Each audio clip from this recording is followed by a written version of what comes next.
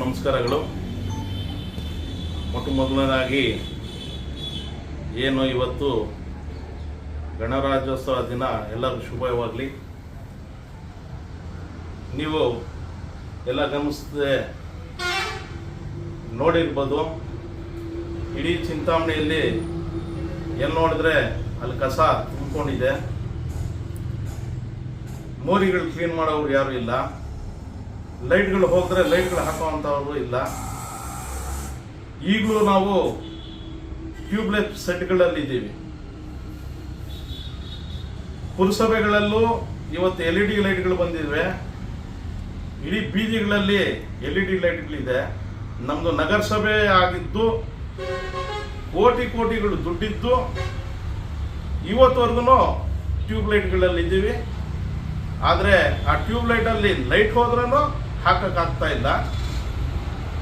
ಇಂಥ ಸಂದರ್ಭಗಳಲ್ಲಿ ನೀರು 8-10 ದಿವಸ, ಕನಿಷ್ಠ ಅಂದ್ರೆ 8-10 ದಿವಸ ಆಗ್ತಾ ಇದೆ ನೀರು ಕೊಡೋದು. ಇದೆಲ್ಲ ಗಮನಿಸ್ತಾನೆ ಇದ್ದೀವಿ, ನಾವು ಹೇಳ್ತಾನೆ ಇದ್ದೀವಿ. ಆದರೆ ಮೊನ್ನೆ ನಮ್ಮ ಕಮಿಷನರ್ ಆದ ಚಲಪತಿ ಅವರು ಆಡಳಿತಾಧಿಕಾರಿಯಾಗಿ ನೇಮಕ ಆಗಿದ್ದಾರೆ ಕೈವಾರಕ್ಕೆ. ತಮಗೆಲ್ಲ ಗೊತ್ತಿದ್ದಂಗೆ ಎಲ್ಲ ಅಧಿಕಾರಿಗಳು, ಸಿಬ್ಬಂದಿಗಳು, ಟ್ರ್ಯಾಕ್ಟರ್ಗಳು, ಟಿಪ್ಪರ್ಗಳು ಎಲ್ಲ ಕರ್ಕೊಂಡು ಹೋಗಿ ಅಲ್ಲಿ ಕ್ಲೀನ್ ಮಾಡಿರುವಂಥದ್ದು ನೋಡ್ತಾ ಇದ್ದೀರಾ, ನೀವೆಲ್ಲ ನೋಡಿದ್ದೀರಾ. ಇವ್ರಿಗೆ ಯಾರು ಆದೇಶ ಕೊಟ್ಟರು ಅಂತ? ಏನು ಕಾನೂನು ಗೌರವನೇ ಇಲ್ವಾ?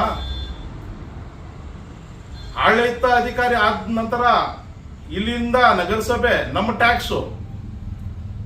ನಮ್ಮ ಟ್ಯಾಕ್ಸಿಂದ ಇವತ್ತು ಗಾಡಿಗಳಾಗಿರ್ಬೋದು, ಟಿಪ್ಪರ್ಗಳಾಗಿರ್ಬೋದು, ಇವ್ ಸಂಬಳಗಳಾಗಿರ್ಬೋದು, ಎಲ್ಲ ನಮ್ಮ ಟ್ಯಾಕ್ಸಿಂದ ಬಂದಿರುವಂತಹದ್ದು. ಆ ಟ್ಯಾಕ್ಸ್ ದುಡ್ಡು ಚಿಂತಾಮಣಿದು, ನಗರದ್ದು, ಕ್ಲೀನಿಂಗು, ಇನ್ನೊಂದು ಮತ್ತೊಂದು ಕೈವಾರದ್ದು. ಯಾವ ನಾಯ? ಇಲ್ಲಿ ಗೊಬ್ಬ ವಾಸನೆ, ಇಡೀ ಚಿಂತಾಮಣಿ ಎಲ್ಲಿ ನೋಡಿದ್ರೆ ಅಲ್ಲಿ ಕಸ,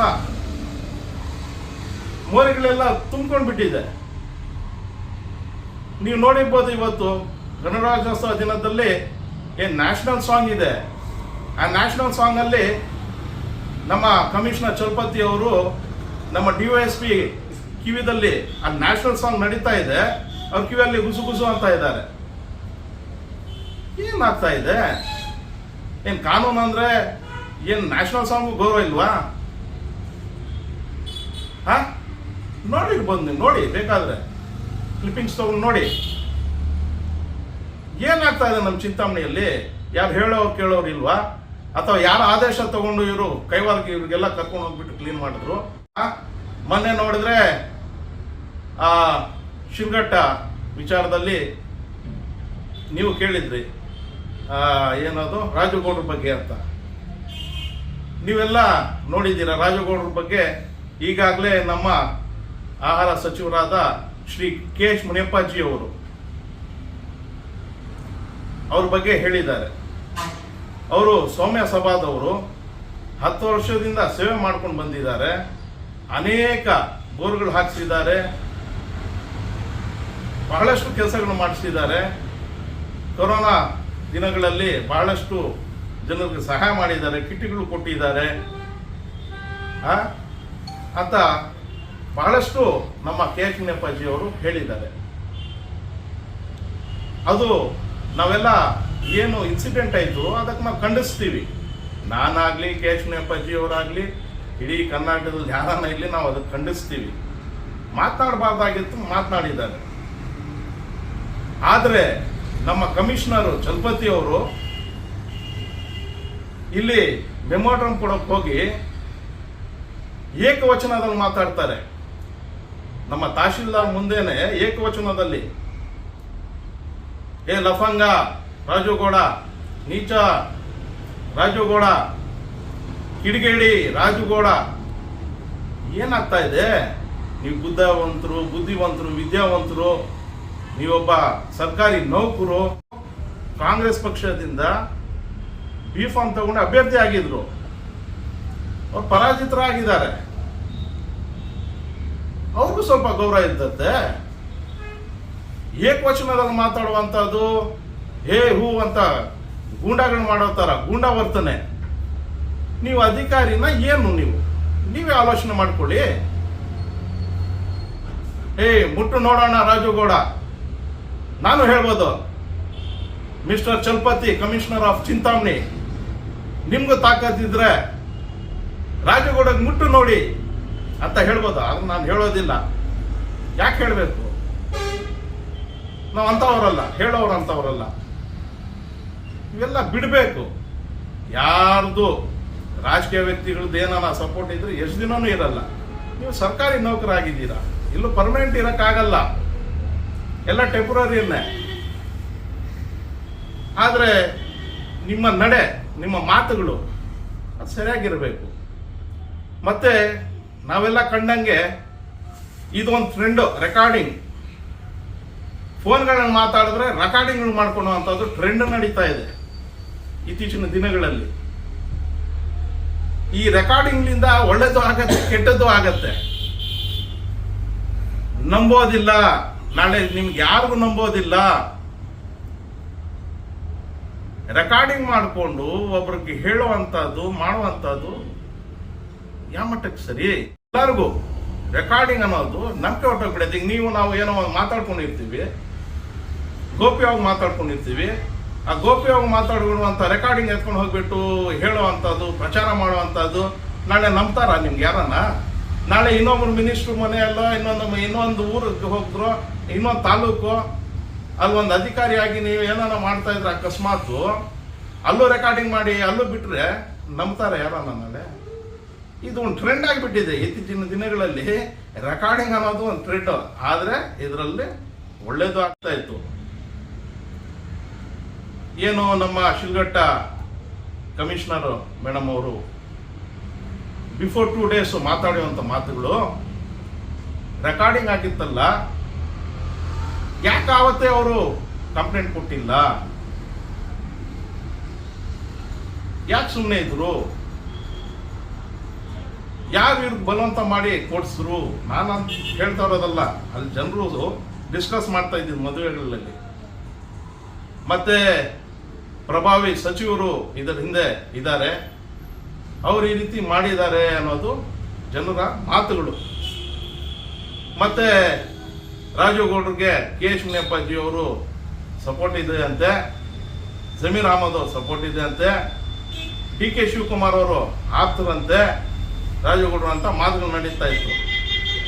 ಅವ್ರು ನನಗೆ ನೋಡಿರ್ಲಿಲ್ಲ. ಮತ್ತೆ ನೋಡಿದ ತಕ್ಷಣ ಕೌನ್ಸಿಲರ್ ಇದ್ದಾರಪ್ಪ, ಚಿಂತಾಮಣಿ ಕೌನ್ಸಿಲರ್ ಇದ್ದಾರೆ ಅಂತ ಹೀಗೆ ಮಾತಾಡ್ಕೊಂಡ್ರು. ಮತ್ತೆ ನಾನು ಹೇಳಿದೆ, ರಾಜಕೀಯದಲ್ಲಿ ಕೆಲವು ಇವೆಲ್ಲ ಸಹಜ, ಏಳು ಬೀಳು ಎಲ್ಲ ಸಹಜ. ಮಾತನಾಡಿರುವಂಥದ್ದು ನಾವೆಲ್ಲ ಖಂಡಿಸ್ತೇವೆ ಅದಕ್ಕೆ. ಆದರೆ ರಾಜಕೀಯದಲ್ಲಿ ಇವೆಲ್ಲ ನಡೆಯುತ್ತೆ. ನಮ್ಮ ಜಿಲ್ಲೆಗಳಲ್ಲಿ ರಾಜಕೀಯದಲ್ಲಿ ಇವೆಲ್ಲ ನಡೆಯುತ್ತೆ. ಒಬ್ಬ ತಲೆ ಮೇಲೆ ಇನ್ನೊಬ್ಬ ಕೈ ಇದ್ದೇ ಇರುತ್ತೆ, ಅದರಲ್ಲಿ ಎರಡನೇ ಮಾತಿಲ್ಲ. ಅದರಿಂದ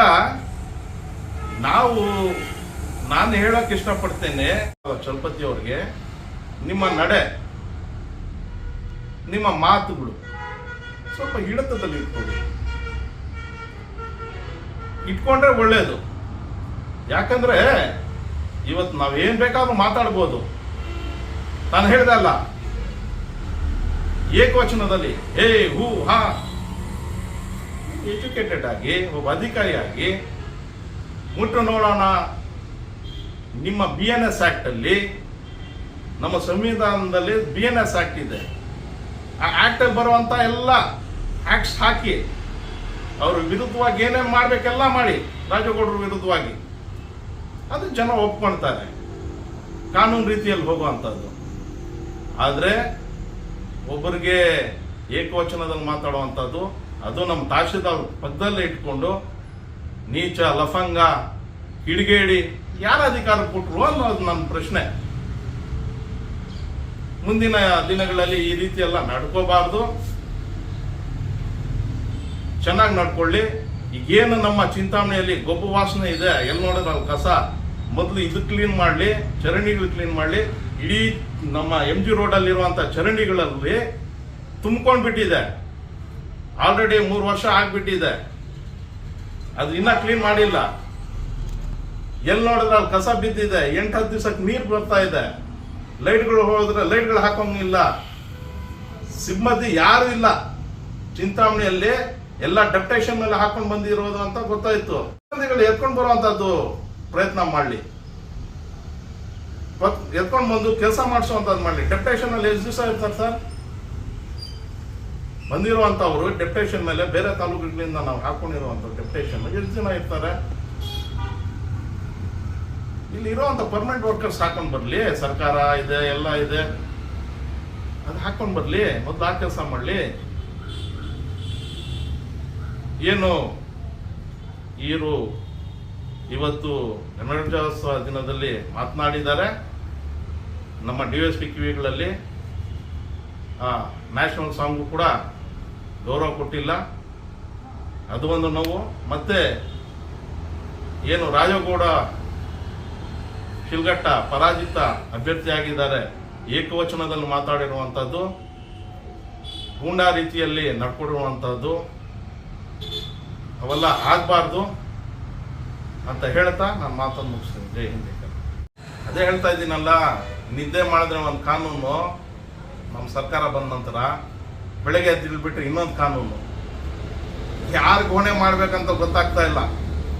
ಏನು ನಮ್ಮ ಸರ್ಕಾರ ಮೇಲೆ ಹೊಣೆ ಕೊಡಬೇಕಾ ಅಥವಾ ಅಲ್ಲಿರುವಂಥ ಅಧಿಕಾರಿಗಳು ಹೊಣೆ ಹಾಕ್ಬೇಕಾ ಅಥವಾ ಜನರೇ ಏನು ಪ್ರಶ್ನೆ ಮಾಡ್ತಾ ಇಲ್ಲ ಅಂತ ಅವ್ರು ಹೊಣೆ ಹಾಕ್ತಾರೋ ಗೊತ್ತಿಲ್ಲ. ರಾತ್ರಿ ಬೆಳಗ್ಗೆ ಮಲ್ಕೊಂಡ್ಬಿಟ್ರೆ ಒಂದು ಕಾನೂನು ಇರ್ತದೆ, ಬೆಳಗ್ಗೆ ಎದ್ದೇಳ್ಬಿಟ್ರೆ ಒಂದು ಕಾನೂನು ಆಗ್ಬಿಡುತ್ತೆ. ಅಂದರೆ ಬೆಂಗಳೂರಲ್ಲಿ ಹೋಗುವಾಗ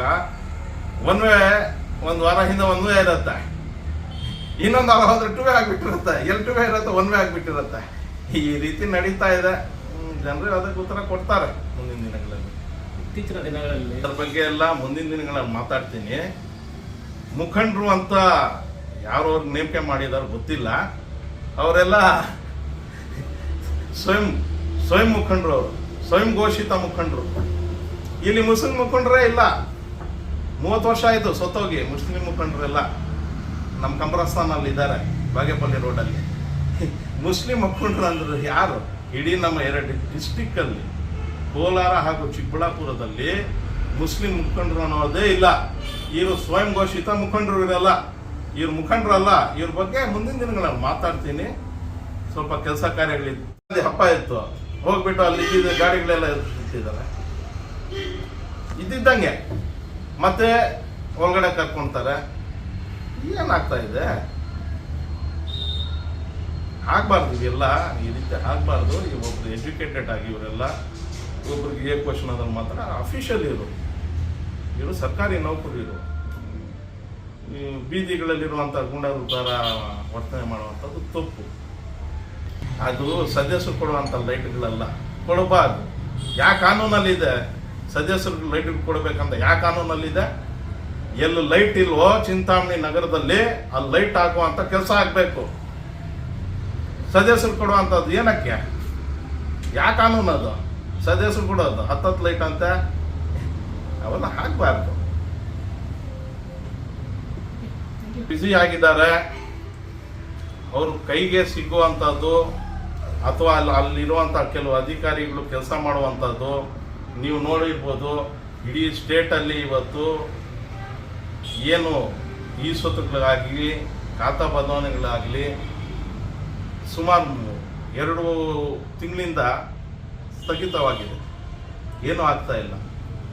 ಆವಾಗ ಅವ್ರಿಗೂ ಗೊತ್ತಿದೆ ಅಲ್ಲ, ಕೆಲವರು ಪ್ರಭಾವಿಗಳು ಶಕ್ತಿ ಇದೆ ಅವ್ರ ಹಿಂದೆ. ಪ್ರಭಾವಿಗಳ ಶಕ್ತಿಯಿಂದ ಇಷ್ಟೆಲ್ಲ ನಡೀತಾ ಇದೆ. ಯಾರು ಕೇಳೋರೆಲ್ಲ ಹೇಳೋರಿಲ್ಲ ಅಂತ ನಾನು ಭಾವಿಸ್ತೀನಿ.